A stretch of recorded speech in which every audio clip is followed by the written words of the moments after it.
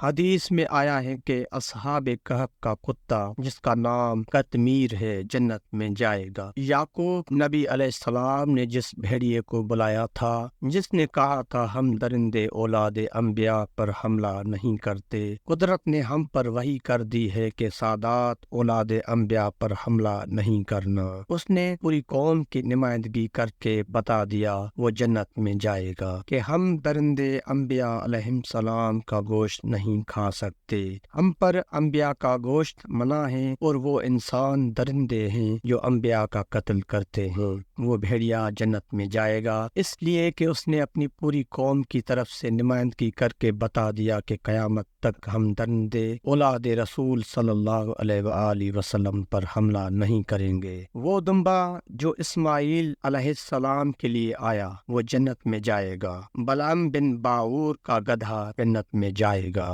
آیت 175 سورہ الاعراف پارہ 8۔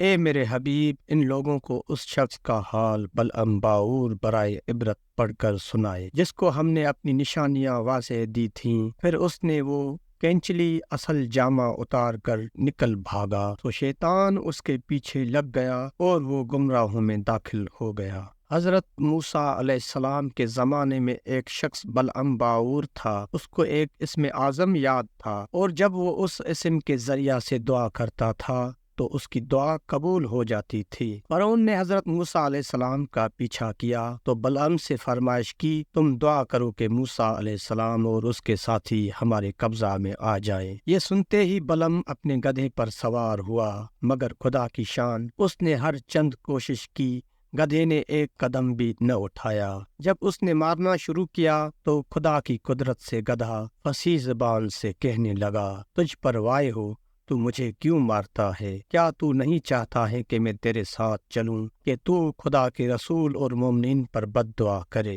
آخر اس نے نہ مانا، یہاں تک مارا کہ وہ گدھا مر گیا۔ نتیجہ یہ ہوا کہ اسم اعظم اس کی زبان سے نکل گیا اور اس کا اثر جاتا رہا، آخر کافر بن بیٹھا اور جہنم کا کندہ بنا۔ کربلا کے سارے گھوڑے جنت میں جائیں گے، رسول صلی اللہ علیہ وآلہ وسلم کا ناکا جنت میں جائے گا، سید ساجدین علیہ السلام کی اونٹنی جنت میں جائے گی، وہ سارے اونٹ جو اسیروں کو شام تک لے گئے جنت میں جائیں گے، وہ 4 پرندے جنہیں ابراہیم علیہ السلام نے مار کر زندہ کیا جنت میں جائیں گے، وہ کوا جو قابیل کو بتانے آیا کہ قبر کیسے بناتے ہیں جنت میں جائے گا۔